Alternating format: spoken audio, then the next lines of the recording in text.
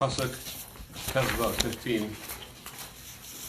Just to recall that we had learned last week about the progression over here that we have, which is very fascinating how this falls right exactly in the parshios that we're learning in the Torah and the Shul, that these past weeks that we had the Pasuk Yud and Yud Aleph, we're talking about the luchos that came down and the description of luchos and how beautiful they were and how they were specially carved out from the stones of the like gold and sparkling silver of Hashem's throne. And then we had after that in Pasuk Yud Beis that while Hashem was still in his party, in his celebration of giving us the luchos, giving us the Torah. Wow.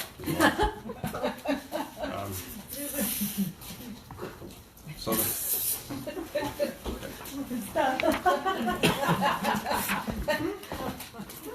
okay. By that pop culture. So that while Hashem is still in his celebration, then our odor went out, because while we're still celebrating, getting the luchos, Moshe's still up on the mountain receiving everything. At that time, we were already sinning the sin of the golden calf, the egel. And then we had afterwards the tikkun. We learned about the tikkun of it, which came through the building of the Mishkan, which here we are in the parshios of the Mishkan. So now we're up to Pasuk Tezvav. Hinach yafar vayasi. That Hashem tells us that despite the fact that we had the sin of the golden calf, when I accept your tshuva, and therefore yafar vayasi, you're beautiful. That's the way Rashi learns that you, my beloved, are beautiful. That since your tshuva is accepted, and the Targum also says here, then all that you said before, Nasa v'nishma, and the proclamation of our accepting of the Torah in the way that we did, which was hidden by the Egel, that sort of went away. Now it all comes back through the tshuva and through the building of the Mishkan, which that was the final tikkun for the Chet Egel, was the building of the Mishkan. That's the way Rashi learns that the entire mitzvah to build a Mishkan comes for the sake of a tikkun for the Chet Egel. The Ramban, there's a tremendous machlokes between Rashi and the Ramban. The Ramban learns that the Mishkan was going to be no matter what. And actually the Ramban learns that all these parshios are Kesidron. They go according to the Seder, according to the order of the way chronologically things happen. So according to the Ramban, we had the receiving of the Aser Seder. After that came Nasa v'Nishma. They made that proclamation afterwards, and then Moshe Rabbeinu went up to receive the luchos. After that, we never actually got the tablets yet. So that came afterwards. And while he's up there receiving the luchos, that's when we had the Chet Egel.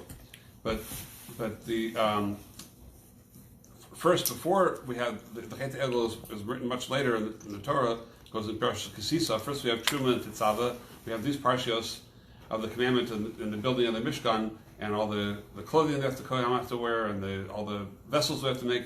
All these parshios happen before the Chet Egel, according to the Ramban, because it goes in chronological order, because the Chet Egel can only happen after all this. So the commandment to build the Mishkan came before there was a Chet Egel, before the sin of the golden calf.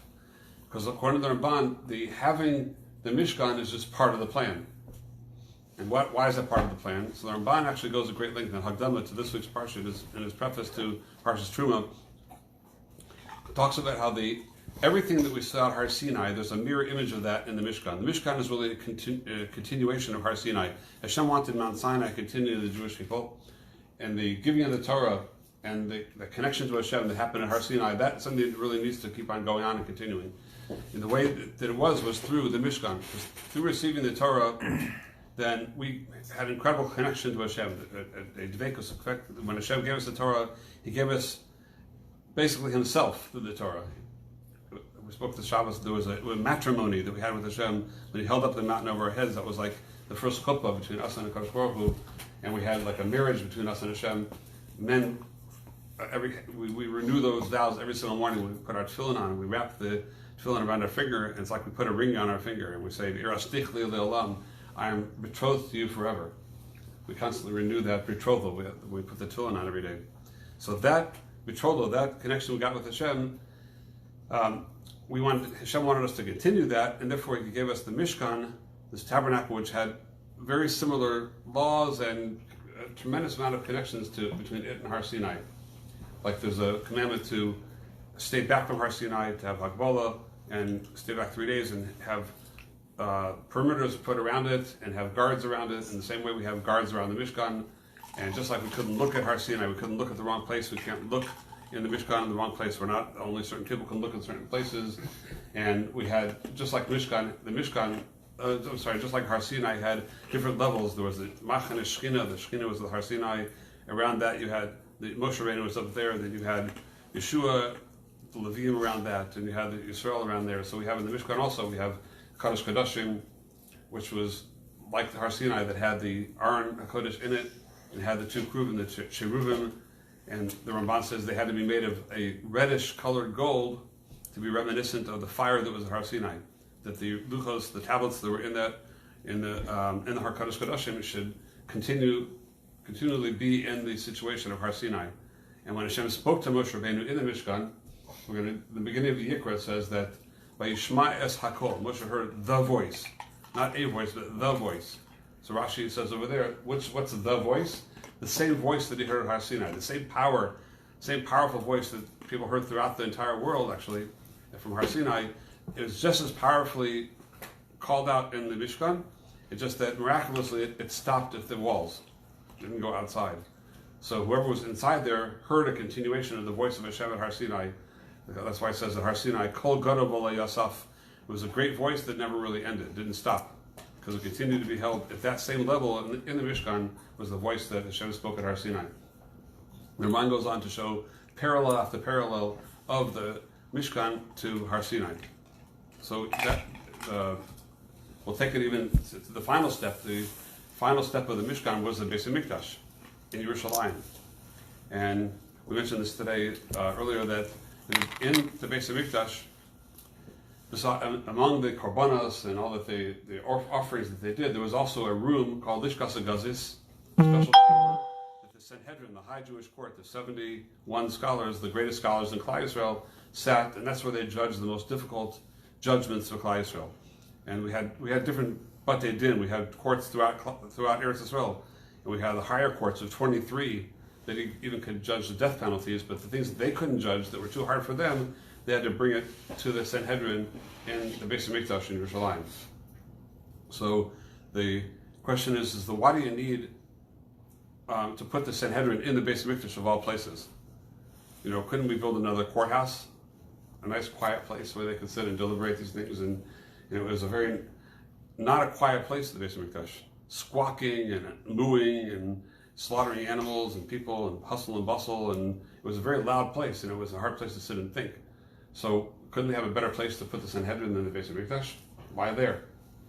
So the Sforim say that, it's from Chazal, that in order to paskin the kind of difficult shalos that they had to paskin, that they had to rule on, you need to have the Shechina there. Every Beis HaMikdash, every Beis Din, it said that the Shechina is there. The Dayanim had to sit with the talis over their heads, and the Torah says, you bring the litigants, bring the case El Elokim, bring it to God. So, and the judges are called Elokim.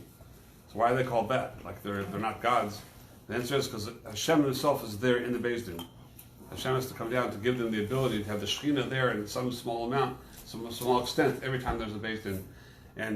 But the greatest Beis Din, the highest Beis Din, the Sanhedrin, had to have the highest level of Shechina that there was. And therefore they were in the Beis HaMikdash. Where the place of the Kabbanos, where the Shechina came down, Hashem's presence was felt. We had the Kadosh Kodashim, we had the Aron Kodesh, which stood for the Torah, and continuously the Torah is being given through there to the two cherubim, which one represented Hashem, one represented Klal Yisrael, and that was the place of connection between the upper worlds and the lower worlds. It happened there in the Kadosh Kodashim, the Holy of Holies, in the Beis HaMikdash. That was the place the Shechina was, and that's where they had the paskin. And Rabbi Kotler says that it's not just that the Shechina was there anyway, and now once there's already Shechina there through the Kabbanos, we'll put the Sanhedrin there. It's really the opposite. Hashem wanted that the situation of Har Sinai should continue, that there should be that level of Torah being given to Klal Yisrael generation after generation. Therefore, there has to be a Beis HaMikdash in order that there should be a Sanhedrin. There needs to be Kabbanos and the Shechina and everything in order that we should have the Torah continue to be given to us. through the Sanhedrin that they bring the Torah down from Shemayim, and they pass on the most difficult things. That was the Mishkan, that was the Beis HaMikdash, according to the Ramban. Rashi, however, learns that the Beis HaMikdash would not have been given at all. We would not have had a commandment of the Beis HaMikdash and the Mishkan if not for the Chet Egel, if not for the sin of the golden calf. And the Torah is not written chronologically. It's not a history book, and it's not written chronologically, and the commandment to the Mishkan was given in the Torah. It's written before the before the sin of the golden calf, but in fact it was really commanded afterwards. It's out of order. Why the order that there is? Why did the Torah put it in that order? I actually heard Rabbi Rich said in the name of somebody today, a very nice thing, that Hashem wanted to write down in the Torah already the refuah kodem l'maka. He wanted to give us the cure before the sickness happens. So he already told us it's in the Torah. It's written in that order, but in fact, it really happened afterwards, because there never would have been a need for a Mishkan if not for the sin of the golden calf. What does that mean? Why not? So I heard from Rav, that's all. He said that without the sin of the golden calf, then Klal Yisrael would have gone into Eretz Yisrael, and the entire Eretz Yisrael would have been a Beis HaMikdash. And the rest of the world would have been like Eretz Yisrael. So, but Eretz Yisrael itself, the entire thing would have been like a Beis HaMikdash, and Yerushalayim, the whole Yerushalayim would be like the Kodesh Kodashim. It would have been an incredibly different world than we can imagine. We would have gone in without weapons, and we would have just walked in with such Kedusha, like Malachim, like angels. Like when we said Nasa v'Nishma, we would have walked in and kept alive the state of Nasa v'Nishma. We returned back to the angelic state of the first man in the Garden of Eden before he sinned. So that's what would have been. Therefore, would not have needed a structure called the Beis HaMikdash, because the whole Eretz Yisrael would have been that. Once we did sin, so now Hashem wanted that what would have been in all of Eretz Yisrael should at least be in miniature in a little edifice called the Beis HaMikdash. There should be that small area, and it's really a world within the world. As Rav explained, that's another like small world of holiness, of kedusha, of tahara within the world of sin. That was the Beis HaMikdash, so we had to have that state within the world, like a little island of kedusha within the whole world. It's like the tempestuous world of sin and all the. So the. And that's why it says that it was actually in Daf Yomi in the last couple of days that the B'Tzalel who built that Mishkan had to know the same letters that Hashem, the names of Hashem and the letters that Hashem combined together to create the universe, to create the world. B'Tzalel had to know that in order to create the Mishkan. So that was part of the wisdom that Hashem gave B'Tzalel to be able to create this little 13-year-old boy. Besides knowing how to do gold work and silver work and woodwork and so on and so forth, he had to also know the most profound, deep Kabbalistic. That's what it says that he gave him with Chachma, Bina, and Das, which he gave him all those three levels of knowledge, which are all the three Kabbalistic levels of understanding and knowledge. He was given over the understanding that the same way Hashem created the world, he needed to have that to be able to combine those names of Hashem and those letters to build that, because he was creating a new world within the world, a world of Kedusha within the world of Tuma. Yes? So, two questions. One, you said that had we not sinned with the golden calf, all of Israel would have been like a bit. So, then, although Hashem forgave us, He forgave for the sin only partially, in that we didn't go back to that state. And secondly, even with the final redemption, when Mashiach comes, we're still not going to be at that original state, even with that. Because you'd think even at that point, when God's name will be one, the whole world will be known and everything, Israel will be wiped out. We're still not going to, because we always pray for the third temple to come down, so that that's a very good point. I mean, the first point is that it's really a whole subject in its own right, but often one could have atonement for their sins and still not go back to the state that they were before. Mm-hmm. For example, Adam Rishon, the first man, did tshuva for 130 years, I think, and he was atoned for it, for the sin of eating the fruit, but he still didn't get to go back in the garden, and the world didn't go back to that state. That was like a gift at one time. If you lose it, you lose it. Like it's not always when you get tshuva and kapara, accept the tshuva accepted, you get to go back to the original state. So the sin might be gone, but the state is still lost. It's still a loss. Mm-hmm. The Klal Yisrael is no different. When we said Nasa V'Nishma, we get back to the state of Adam before the sin, then we lost that, so we didn't get it back. And and it's true that Eretz Yisrael, even in the times of Mashiach, we're not yet going to be back to that state. That won't happen until Tchias HaMesim. In the time of revival of the dead, that'll be the world will come to a whole different situation. At that point, we might be returning back to that state. So that's what we're saying over here, that Hashem is telling them that Hinach Yafar Vayasi, you are beautiful, my beloved. Hinach Yafar Einayich Nanim, your eyes are the eyes of a dove. The beauty of the eyes of a dove. That Rashi says that when a kala gets married, so he says if her eyes aren't beautiful, you might have to check the rest of her, make sure she's okay. But if her eyes are beautiful, then you can assume that she's beautiful through and through. So Klal Yisrael, Hashem is telling them that you accepted the Torah, you said Nasa V'Nishma, to a certain extent you lost it by the sin, but you atoned it, so you came back to that original state. Your eyes are still beautiful. What you saw, what you radiate, is still beautiful, and so your eyes are the eyes of a dove, means your eyes are still eyes of beauty. Your essence is still beautiful. Like we said previously, a few psukim back, that don't look at me that I'm dark, I'm blackened. It's only an effect of the sun. But really, deep down, I want to perform your will. Deep down, we're connected. Deep down, we have this love, this incredible love. That's the simple meaning, according to Rashi, of this pasuk. So I want to tell you a little another insight in this pasuk.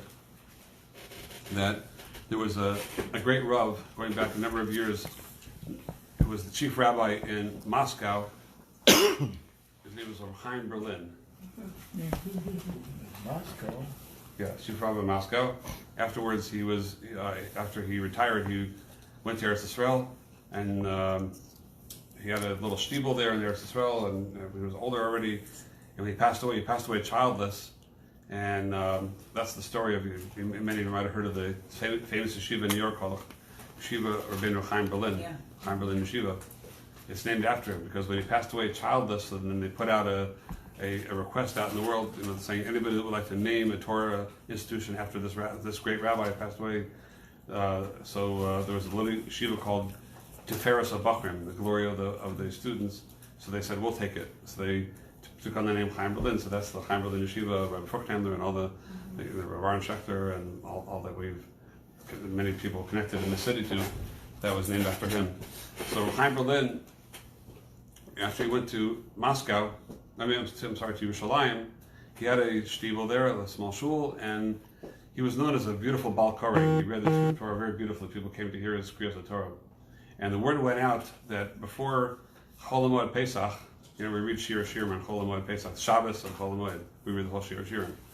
And so the word went out that Chaim Berlin has the most amazing rendition of Shir HaShirim. Like, people didn't want to miss that. So the place was packed wall to wall when he read Shir HaShirim. He read it so beautifully. When he got to this pasuk, Hinach Yafar Vayasi, how beautiful are you, my beloved, how beautiful are you, your eyes are the eyes of a dove. So he broke down crying. He was crying and crying until finally he pulled himself together, and then he read the rest of Shir HaShirim. And everybody wondered, what just happened? And then the second year, everybody packed it again, and everyone spoke about how beautiful it was. And they went, again, he got this pasuk, again he broke down and he cried, and cried, and cried, and then he pulled himself together and finished off Shir HaShirim. This happened, the third time it happened already, then he was approached by some students and said, Rabbi, please explain, why do you always cry at that pasuk? He said, I'll tell you why. When I was in Moscow, so I was once in the middle of a very important rabbinical meeting. I was chief rabbi, and I had a lot of important rabbanim that were at my house, sitting around the table discussing important matters, and there was a knock at the door, and my shamash came and told me that there's a man who has to speak to me urgently. So I went out of the meeting, and I met him in a side room, and he said, Rabbi, I've had a boy, and I heard that you're a moil, and I would like to request that you should please do the moil for my son.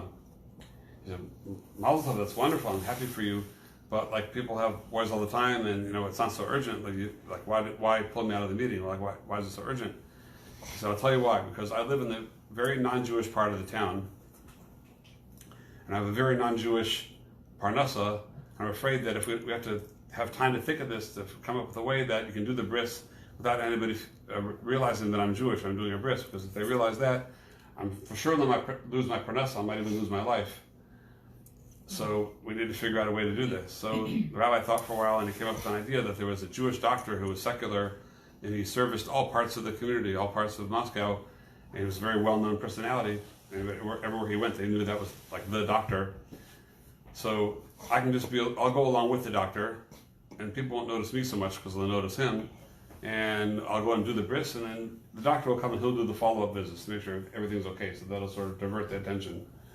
Okay, fine. So they set a time and the date, and they goes with the doctor to the house, and he walks in, and he almost fainted when he walked in the house.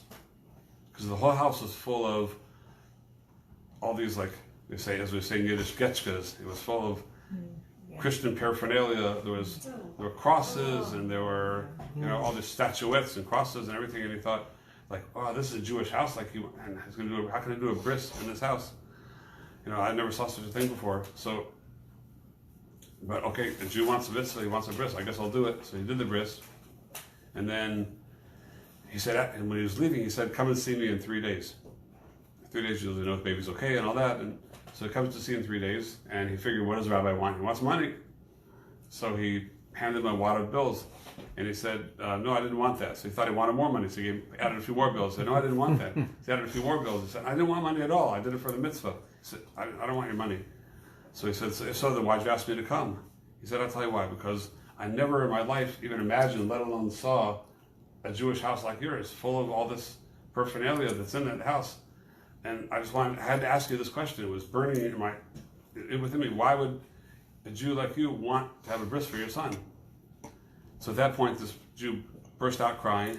He said, you're right, Rabbi. I'm so far away. I've gone so far away for Panas or whatever. I've gotten completely steeped in the other culture. But one thing that I still have is memories. I remember sitting on my grandfather's lap and learning the Aleph Beis and learning the Chumash a little bit. And I have memories. I have what to return to. If I want to return back, I have what to return to. But my son, what's he going to have? What kind of memories is he going to have? What kind of house is he growing up in? I didn't really teach him anything, and look what he's surrounded by. What chance is there he could possibly ever return? So I figured, in those days, only Jews had brises. They didn't do it in hospitals. So I figured if my son has a bris, then one day he might notice that he's different than others, and he might ask, hey, why am I different? They'll say, well, that's what the Jews do. The Jews, who's that? Well, he'll have what to return to. He has at least a little bit of a rope to hold on to, that I'm leaving out the rope that he has what to return to. So that's why I wanted him to have a bris. So the rabbi said at that point, he broke down and cried when he heard that. And he said for the first time when he heard that from this Jew, that he understood this pasuk we just learned. Because it says there's a medrash in this pasuk. I haven't found the medrash inside, but he said that there's a medrash that says, Ma'yafa advayasi, how beautiful are you, my beloved, is referring to the Jewish people when we are performing Hashem's will. When we're oser ritzon shamakom, when we're performing Hashem's will. That's the beauty of the Jewish people. We're doing His will. Ma'yafa hinach yafa einai chonim. How beautiful are you? Your eyes are the eyes of a dove. Is referring to the beauty of the Jewish people when we're not performing His will. So I never understood two things. Number one, what's the beauty of the Jews when they're not performing His will? Number two, why would that be implicit in the eyes of a dove? How does that fit in? What does that mean? So from this Jew, I finally understood the meaning of this pasuk. The first half, that's obvious. The beauty of the Jews performing Hashem's will. But the Gemara says in Bava Basra that a baby dove, it lives in the nest, the mother's nest. It'll hop away from the nest to try to show that it's independent. It'll hop away from the nest to try to show its independence. And but it won't go any further than 50 cubits away from the nest. And even less than that, it won't go around a corner where you can't see the nest. The baby dove wants to show its independence, like try to prove it's independent. It hops away from the nest, but it'll never go so far away that you can't look back and see the nest. It only goes so far. It always wants to leave room to turn back and be able to see the nest. So from this Jew, he finally understood what that means. That's why it says the eyes are the eyes of a dove, because the Jewish people, no matter how far we go away, we always leave some rope, we leave a connection, we leave a way to get back. So every time I read that pasuk, he said, I remember that Jew, and I remember the beauty of the Jewish people, and that's why I cry when I see that pasuk. What pasuk is this? 15. Yerachiel. Okay, yeah. How beautiful are you, my beloved? Yeah. You're beautiful. Your eyes are the eyes of a dove. Mm-hmm. So that's, I think, another perspective on that pasuk. Then we'll go a little further. I'll just say that, before I go any further, I just want to say that for me, that story, I read this many, many years ago about Chaim Berlin.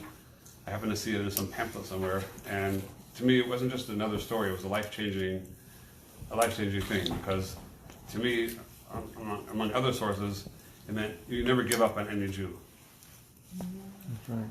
There's always there's always the pintel yid, there's always the spark of a Jew that gives the possibility there's always a possibility of return. There's no Jew that has really gone so far that it's impossible to ever return. So that's, for me, it's not just a story, it was like a foundation for everything we do here and everything it was like a life-changing story.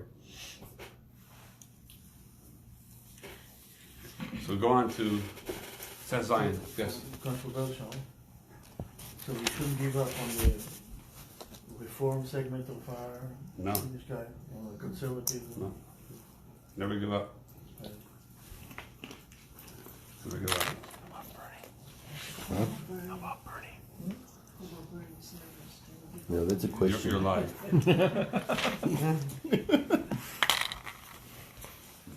Okay. In Chayafa Dodi Af Naim Af Arseni Ranana. You go on to say that the next pasuk, 16 Tezayin. You are beyond. So Klal Yisrael answers back to Hashem. That was Hashem talking to us, saying how beautiful we are. After we did tshuva, how beautiful we are. So we answer back to Hashem and say, no, you're the one that's really beautiful. You're beautiful because you allowed us to return. You granted us that tshuva, that chesed of tshuva. That's not a given that we should have that. So you're the one that's really beautiful, that you were willing to pass by my sins and accept my tshuva, Rashi says. And you put your Shekhinah back within us. And he says that was when the fire of Hashem came back down to the Mishkan, and the cloud of Hashem filled the Mishkan. So says Rashi, that was the time that we saw that Hashem, not only did he accept our tshuva, but he actually came back to us. He came back and showed us that he's really still with us. That's, I think we might have mentioned once, that the Vilna Gaon in his commentary to Shir HaShirim says that that's the explanation. I think we mentioned this once maybe, that why is Sukkot the time that it is? Pardon? Yeah, like the Torah's question. The Torah predecessor of the Shulchan Aruch asked the famous question that why do we sit if we're trying to remember the booths that we sat in or the clouds of glory that we left in Mitzrayim, so then why don't we sit in a sukkah on Pesach and eat our matzah in a sukkah? Because that's it all happened by Pesach. It happened up in Mitzrayim. So Vilna Gaon explains, and we go back to the whole thing, but that when Klal Yisrael sinned in the golden calf, so then the clouds of glory left. Anani HaKavod left us. And when we did tshuva, and Hashem accepted the tshuva, then he gave us the commandment to do the Mishkan as a tikkun for that, as we said, is to fix that avera. And when Moshe was given at Har Sinai, when Hashem said on the first Yom Kippur, Salachti Tivarecha, I forgive you, then he told them to go build a Mishkan. Tell the Jewish people to build a Mishkan. So by the time they got down and told the Klal Yisrael about it, and they collected all the materials and they started building it, the day they started building it was the 15th of Tishrei, 5 days after Yom Kippur. And that day when they started to show them, Hashem accepts the fact that they started building that, so then he didn't bring the Shekhinah back yet, but the clouds of glory came back. The Anani HaKavod came back. Says the Vilna Gaon that we're not celebrating the clouds of glory of leaving Mitzrayim, we're celebrating the clouds of glory that came back. That's why it's a time of simcha, the simcha that Hashem accepted our tshuva to the point that he actually brought the clouds of glory back. He reconnected to us in that way. So in the same way that we have that simcha, that's the Hashem's, we're praising Hashem for the fact that he accepted it and he brought himself back. That's similar to that. The simcha of that is the simcha over here also, that we say back to Hashem, you're the one that's beautiful because you thank you for telling us we're beautiful, but you're the one that's really beautiful because you're accepting our tshuva and you're the one that came back to us. It says, Af Nayim, you're also pleasant, Af Arseni Ranana, that also our eris is a bed. Arsenu Ranana, that our our bed is exceedingly pleasant. Not sure how they translate that there. Ranana is exceedingly pleasant.